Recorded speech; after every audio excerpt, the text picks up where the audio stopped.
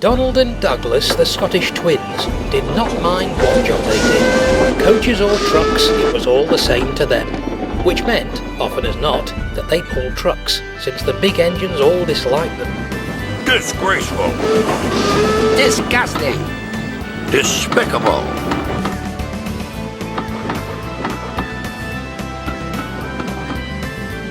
You don't really like them, do you?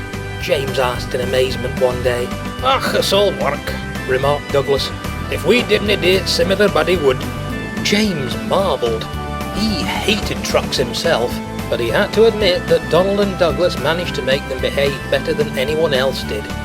The secret, of course, was that the trucks had not forgotten an incident when Douglas had smashed a rude brake van. It had been an accident, really, but no one told the trucks, and they still thought that Douglas had done it on purpose. Keep on the right side of those two, the trucks had said to each other when either of the twins was about.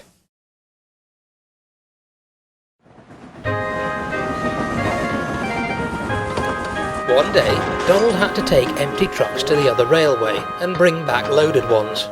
The empties behaved well, and when Donald reached the big station, he was feeling good. We've got those trucks licked into shape, he congratulated himself. What he didn't realise was that the loaded ones he was about to take back were visitors and had never been licked into shape by anybody.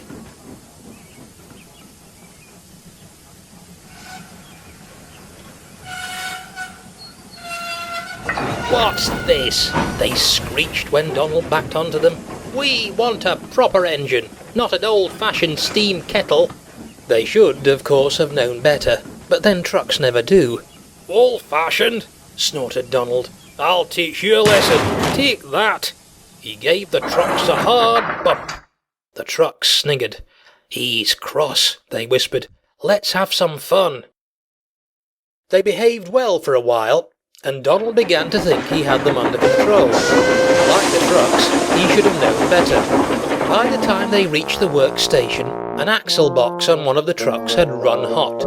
At the next station, the guard had to fasten a brake rod which had slipped on, accidentally on purpose. One delay followed another, and Donald became crosser and crosser. Stupid things, he scolded, but the trucks didn't care. At the top of Gordon's Hill, Donald stopped so that the brakes could be checked along the train.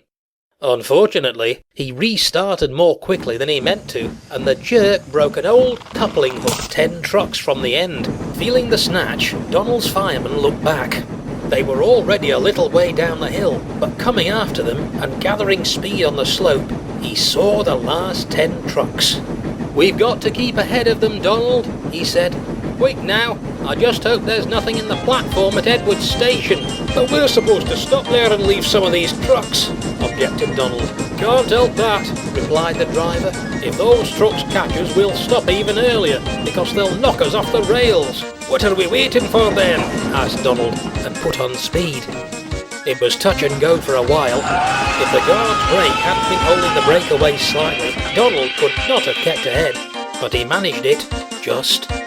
They saw Edward's station ahead. Whistling loudly, Donald raced towards it while the trucks followed, screaming with fright. Quickly, the signalman summed up the situation. He set the line ahead as far as he could, and Donald clattered by safely.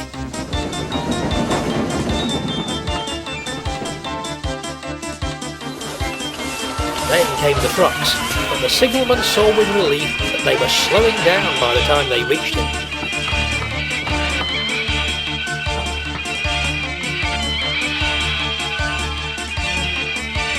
With a groan of relief, they stopped, just beyond the station platform.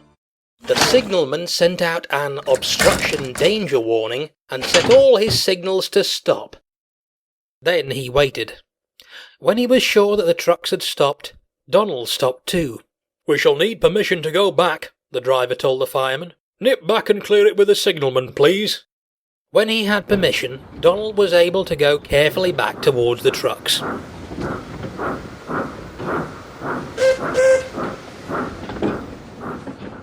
Bumped them fiercely. "Now will you behave?" he growled. This time the trucks had scared even themselves. Yes, we will," they quivered uncertainly, and Donald finished his journey with no more trouble at all.